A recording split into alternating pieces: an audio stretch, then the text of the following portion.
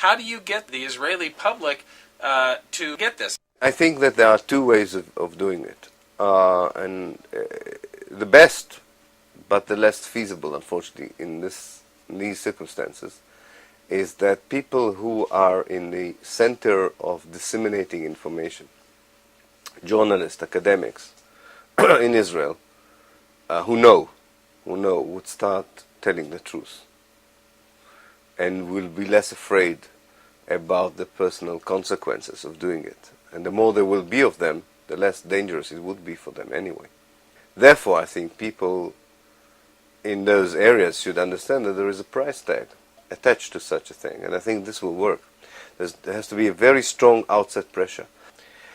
And therefore, I called upon the world academia to start judging and criticizing Israelis who are not, Israeli academics, who are not fulfilling that role very severely. Not invite them, disinvite them, not come to their conferences, boycott them. Because people should understand this is the only way of conveying the message. And this is a very powerful message that everyone individually can pay a price for taking such even an active role, a passive role, in allowing its own country and system to execute or continue to execute a reign of terror and intimidation in the occupied territories. Where does Israel go, and where does Zionism go? Absolutely. I think what would happen is something that already started happening, but it would be accelerated, is that the Israeli Jewish society, leaders and people alike, would reach a juncture from which they can turn either right or left. They won't be able to move ahead, which means continue with the oblivion and the denial. And it's a big question where they would move to, and now let me describe the two options. One is to move towards a country or a state that will be based more on international values such as democracy, liberalism, freedom of rights, freedom of human rights, civic rights, and so on. In other words, a society which would lower the fences between itself and the neighbors, recognize that they are part of the Middle East, recognize what it means really to have democracy, be more blind towards race, color, nationality, and religion, which they are not today. That's one option. And the other option is to go to the right, to build higher walls between Israel and the rest of the world, because they know about the reality now. Give up altogether the whole idea of democracy or liberalism, freedom of right, human rights, civic rights.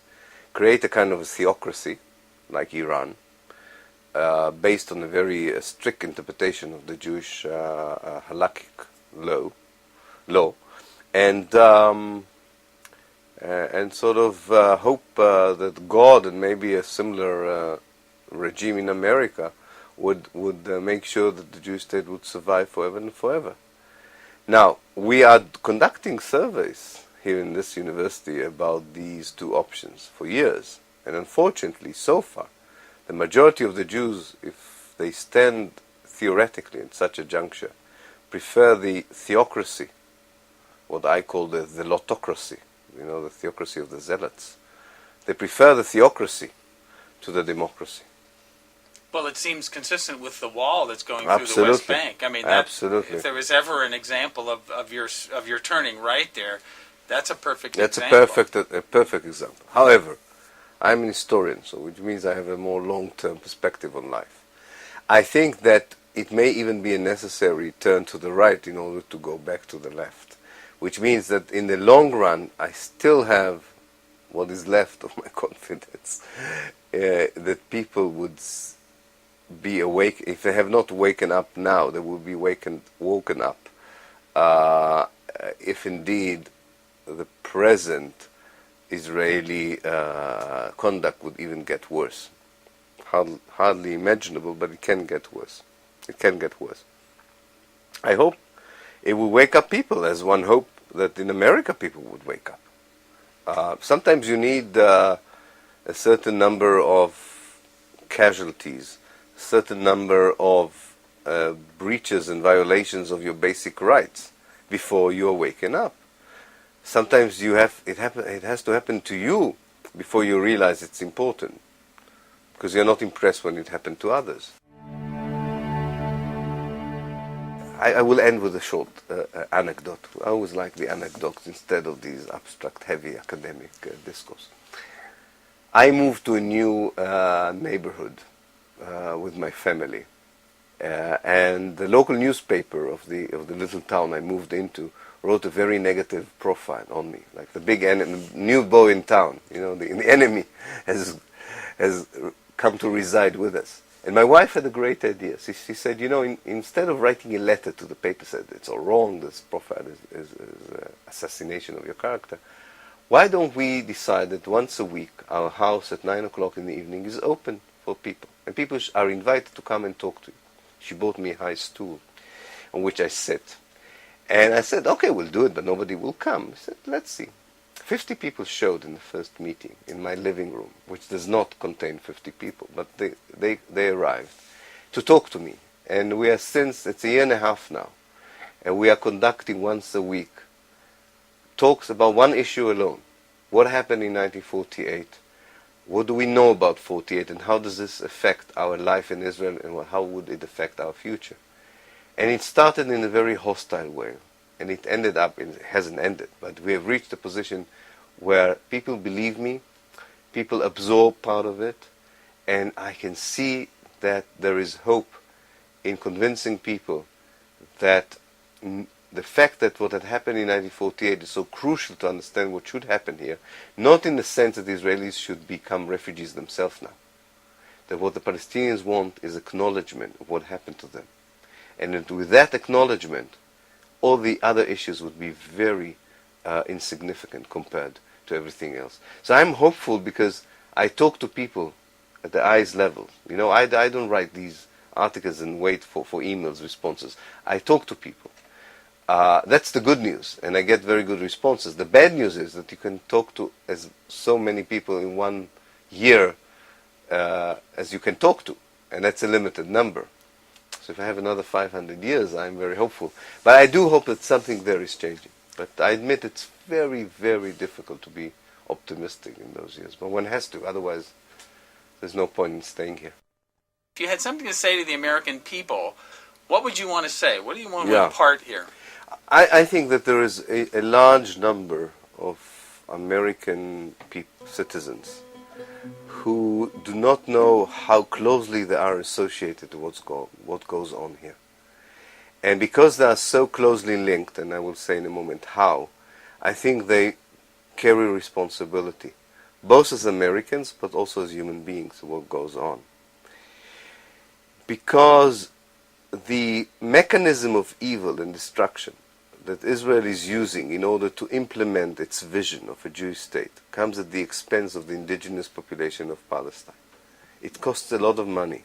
You need a lot of weapons in order to implement that kind of reality by which the Palestinians would lose any right or any title to the land of Palestine, to their homeland.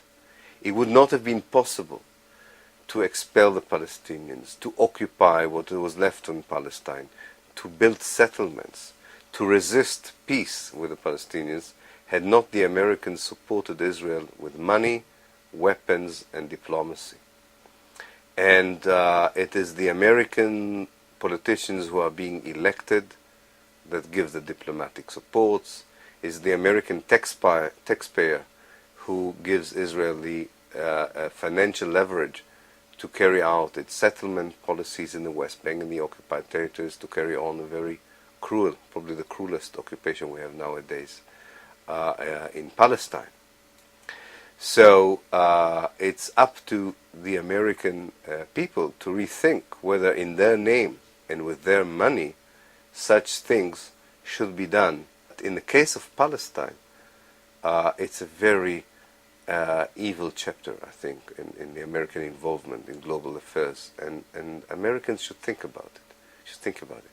On a human level, on a more human level, I've toured America, and I've come to places in Midwest and Mid-America, I talked to farmers, and I felt that the moment you face farmers or people who have small businesses, people who know how difficult it is to go through life and made something out of life, the moment you explain to them that this basic elementary right is denied to Palestinians and had been denied to Palestinians ever since 1948, and most of them were farmers, I think you find how people sympathize, how people immediately sympathize with the Palestinian farmer that had been expelled in 1948, with a Palestinian shopkeeper who had been expelled in 1948, with a Palestinian student who has been denied from his university. And it's very clear that American citizens would understand who is the victim and who is the victimizers. And traditionally, they should go with the victim and not with the victimizer.